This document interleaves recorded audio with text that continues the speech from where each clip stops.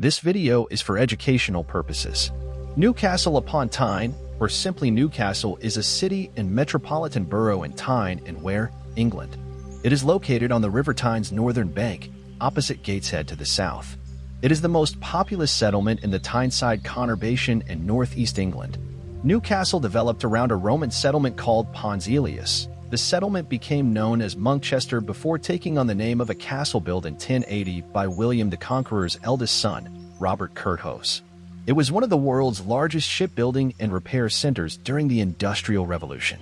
Newcastle was part of the county of Northumberland until 1400, when it separated and formed a county of itself. In 1974, Newcastle became part of Tyne and Wear. Since 2018, the City Council has been part of the North of Tyne Combined Authority. Kindly subscribe to this channel and share this video with your friends and families. The first recorded settlement in what is now Newcastle was Pons Aelius, Hadrian's Bridge, a Roman fort and bridge across the River Tyne.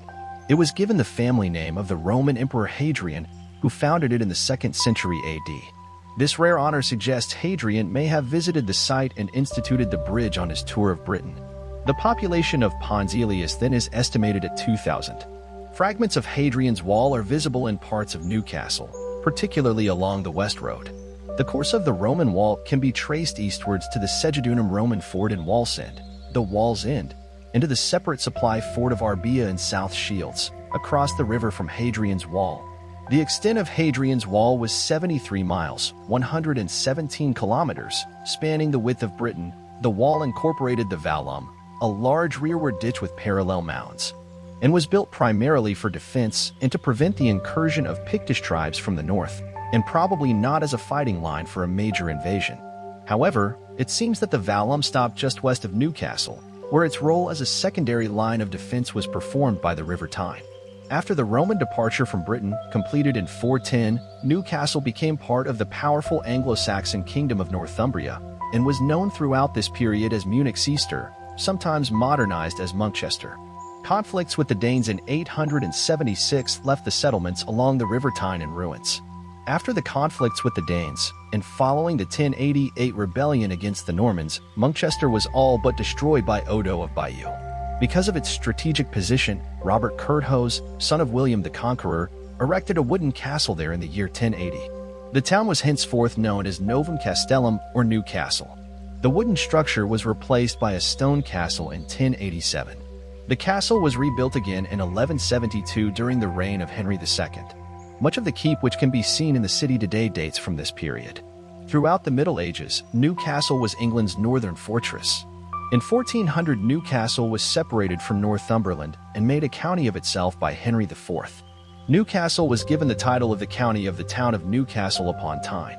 The town had a new charter granted by Elizabeth I in 1589. A 25-foot, 7.6 m, high stone wall was built around the town in the 13th century to defend it from invaders during the border war against Scotland.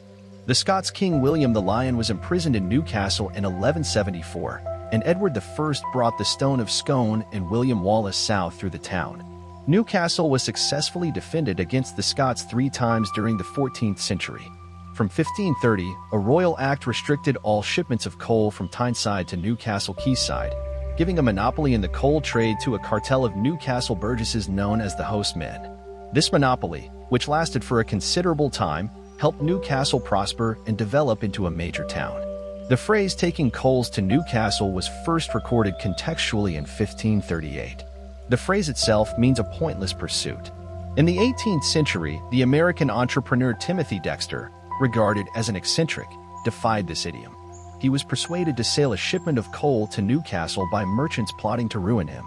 However, his shipment arrived on the Tyne during a strike that had crippled local production, allowing him to turn a considerable profit. In the Sandgate area, to the east of the city, and beside the river, resided the close-knit community of keelmen and their families. They were so called because they worked on the keels, boats that were used to transfer coal from the river banks to the waiting colliers, for export to London and elsewhere. In the 1630s, about 7,000 out of 20,000 inhabitants of Newcastle died of plague, more than one-third of the population. Specifically within the year 1636, it is roughly estimated with evidence held by the Society of Antiquaries that 47% of the then population of Newcastle died from the epidemic. This may also have been the most devastating loss in any British city in this period. Newcastle was once a major industrial center, particularly for coal and shipping. During the English Civil War, the North declared for the king. In a bid to gain Newcastle and the Tyne, Cromwell's allies, the Scots, captured the town of Newburn. In 1644, the Scots then captured the reinforced fortification on the Law and South Shields following a siege, and the city was besieged for many months. It was eventually stormed with roaring drums and sacked by Cromwell's allies. The grateful king bestowed the motto Fortiter defendit triumphans, triumphing by a brave defense upon the town. Charles I was imprisoned in Newcastle by the Scots in 1646-7. Newcastle City Centre, 1917, with St. James Park football ground above and left of center. Newcastle opened its first lunatic asylum in 1767. The asylum catered for people from the counties of Newcastle, Durham, and Northumberland.